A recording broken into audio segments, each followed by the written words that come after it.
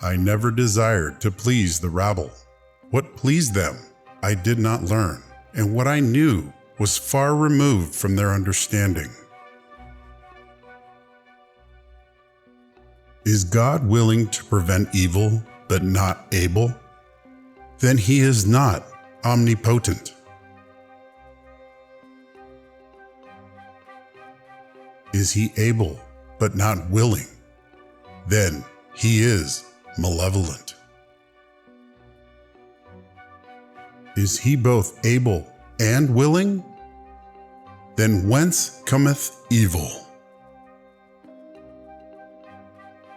Is he neither able nor willing? Then why call him God? The time when most of you should withdraw into yourself is when you are forced to be in a crowd. Don't fear the gods. Don't worry about death. What is good is easy to get, and what is terrible is easy to endure.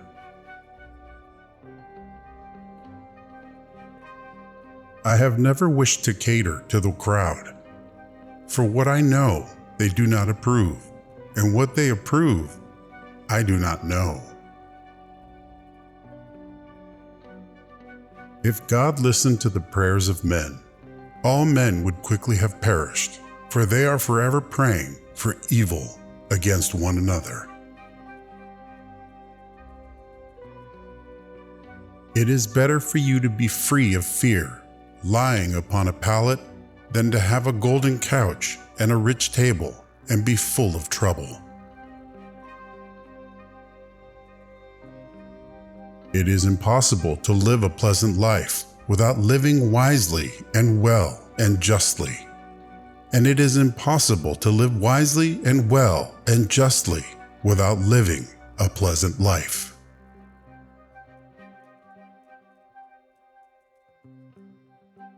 If thou wilt make a man happy, add not unto his riches, but take away from his desires. A free life cannot acquire many possessions, because this is not easy to do without servility to mobs or monarchs.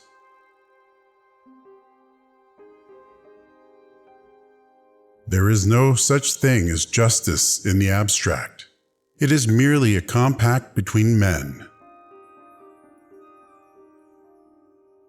Justice is a kind of compact not to harm or to be harmed. The wealth required by nature is limited and is easy to procure, but the wealth required by vain ideals extends to infinity. Never say that I have taken it, only that I have given it back. The opinions held by most people about the gods are not true conceptions of them, but fallacious notions according to which awful penalties are meted out to the evil and the greatest of blessings to the good.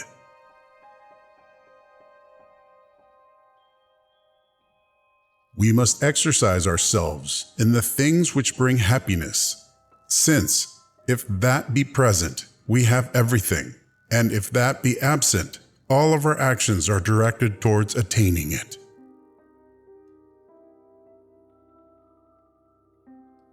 Let no one be slow to seek wisdom when he is young, nor weary in the search of it, when he has grown old, for no age is too early or too late for the health of the soul. We must, therefore, pursue the things that make for happiness, seeing that when happiness is present, we have everything, but when it is absent, we do everything to possess it.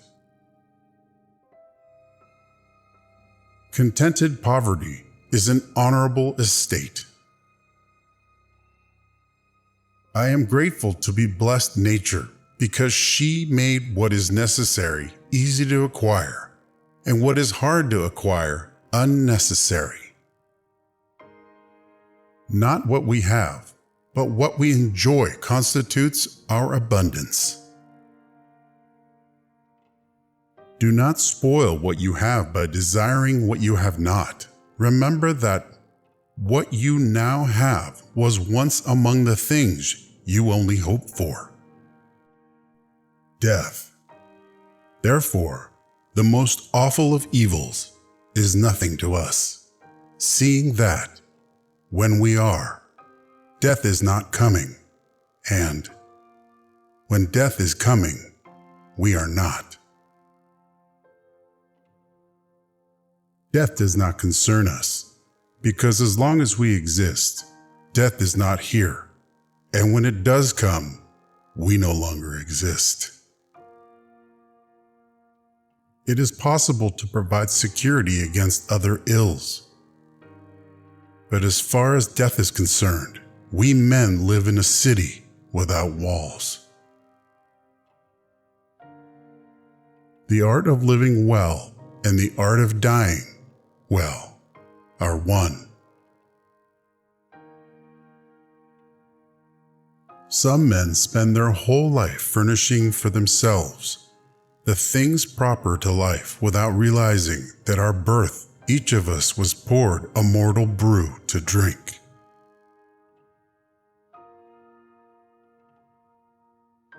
It is not so much our friends' help that helps us, as the confidence of their help. You don't develop courage by being happy in your relationships every day.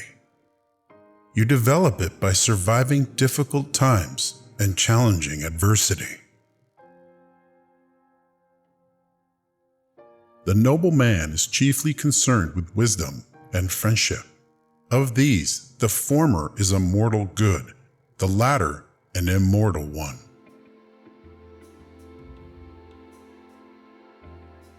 To eat and drink without a friend is to devour like the lion and the wolf.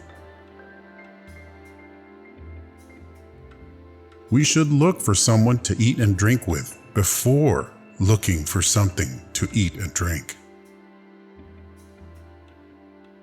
Nothing is enough for the man whom enough is too little.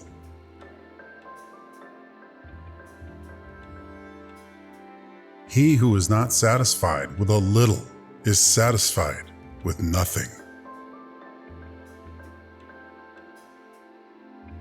The misfortune of the wise is better than the prosperity of the fool. I was not, I was, I am not, I care not. He who has peace of mind disturbs neither himself nor another. Misfortune seldom intrudes upon the wise man. His greatest and highest interests are directed by reason throughout the course of life. Empty is the argument of the philosopher, which does not relieve any human suffering.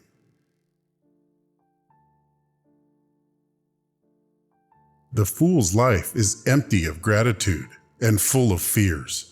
Its course lies wholly toward the future.